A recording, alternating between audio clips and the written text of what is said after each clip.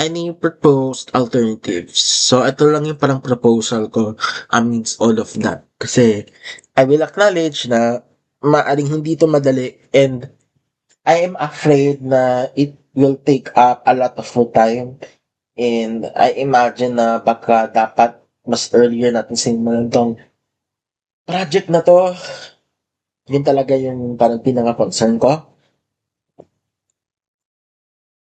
Kaya, I will open up this conversation. To be realistic, natatakot ako sa addressing architectural plan also means taking into account mechanical, electrical plans, not to mention structural framing.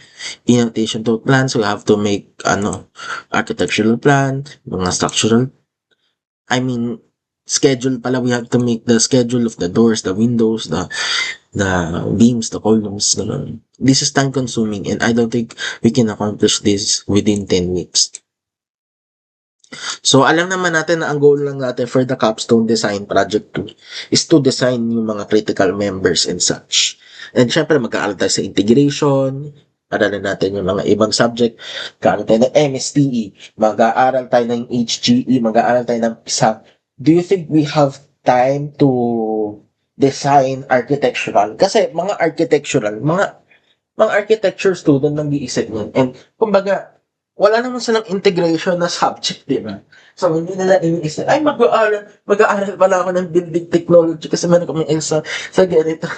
Siyempre, hindi, di ba? It's not like that eh. Kung mga engineer tayo, we cannot put all of our effort into making architectural plan. Actually, iniisip ko rin to, nung sinusulat ko tong document na to, na feasible kaya ito, magagawa kaya ito ng look ko. Ito lang kasi kaya ako nag-share ng mga ganun na idea kasi I'm being idealistic, di ba? Gusto ko mag-isip na as much ideas as possible. Gusto ko mag-plan and, kumbaga, mag-set ng malaking goal. Pero, at the midst of all this, I'm aware din naman na pwedeng hindi possible na magawa natin lahat ng mga architectural design na yun. We have to settle with the simple design. Kasi at the end of the day, madami tayong kailangang aralin. Buti sana kung meron tayong time para mag-design. And even if you wanted to, diba? So, ito yung parang dilemma ko eh. Pero, I know naman din na pagdating sa capstone 2, ang hihingin lang naman sa atin na plano is yung archi plan and yung structural plan. Hindi naman sa atin hinihingin details. Okay, so wala naman sa atin hinihingin na doors and windows, ganun. Okay, so in other words, hindi siya ganun ka-importante. Okay, pero you just have to take that in mind. Pagdating natin ng capstone 3, tsaka natin iisipin, ay kailangan pala ng detail sa structural, ay kailangan pala ng detail sa architectural, so on and so forth. So, you can argue na pwede natin siyang gawin during the course of the capstone 3.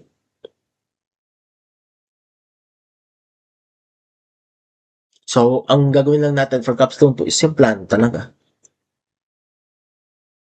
So, meron pa ako dito binanggit na BOQ, BOM. Capstone 3 na rin tayo. We don't need to think that far ahead, okay? I'm just laying it down here. Kasi gusto ko na ma-lay out yung ano ba talaga yung kailangan natin gawin from capstone moving forward.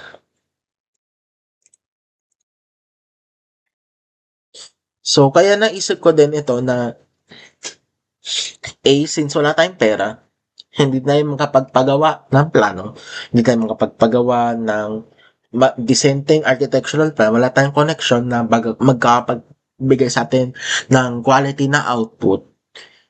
And yun lang talaga yung problema natin. So, what if mag-collaborate na lang tayo sa ibang group na this won't be our original idea. So, lahat ng binanggit ko kanina about the architectural plan, scrap. Huwag naman nang isipin. Kasi, ang gagawin natin is mag-collaborate tayo sa other group. Like sinabi ko with the case of kay Nika, so ito yung, siya kasi yung nakakausap ko pagdating sa mga design ko sa capstone. Sabi ko mga pag-collab, sabi niya, sige. Pero pagdating sa ganitong matter, I think we have to consult other professor o kaya si Sir na mismo si Dean na kung pwede tayo mag-collab under one single project, kung papayagan niya tayo. So, pag-uusapan na kailangan magkaroon tayo ng internal arrangement between that. Kasi, kailangan meron tayong maiambag sa grupo nila. So, kailangan natin i-define kung ano yun. And, again, nakikiusap tayo this time. Kasi, alam na natin yung shortcoming natin. And,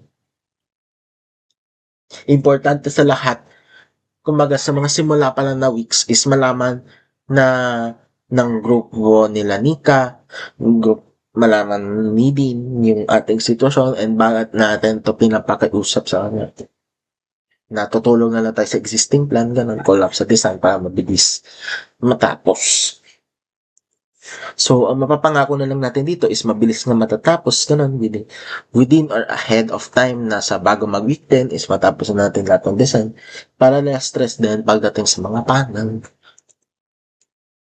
So, as for the capstone tree, dahil ibang grupo na naman to, so, maghahanap na lang tayo ng existing plan, tapos collaborate. So, kung ano ginawa natin sa capstone to, maghahanap lang tayo ng bagong group na pagko-collaboratean. Kasi nga, wala na tayong pera na maghanap or gumawa ng plano eh. Meron tayong idea, pero dahil sa meron pa tayong intake, dahil sa meron pa tayong, eto nga, nakafocus tayo sa paggawa ng mga Excel design. So, kaya tayo, we're asking for collaboration na lang. So, dito na lang natatapos yung aking discussion. If you have any more question, I would like to hear it sa inyo. Sa mamaya pag nag-meet tayo. Kasi important talaga na magkaroon tayo ng malinaw na usapan pagdating dito kasi this is quite a difficult topic din na kung ako lang ang magde-decide sa lahat. And unfair din yun sa inyong lahat if kung ako lang magde-decide and wala kayong masabi na iba. So, I am giving now the floor to you kung ano yung mga comments, suggestion, and violent reaction regarding dito sa diniscuss ko. Medyo madami siya, so pasensya din kung mabilis ako magsalita. Ganito lang ata talaga magsalita. Pero let me know kung ano talaga yung gusto niyo sana sabihin. Yung pinaka-importante lang. So, thank you. I will now end the meeting here.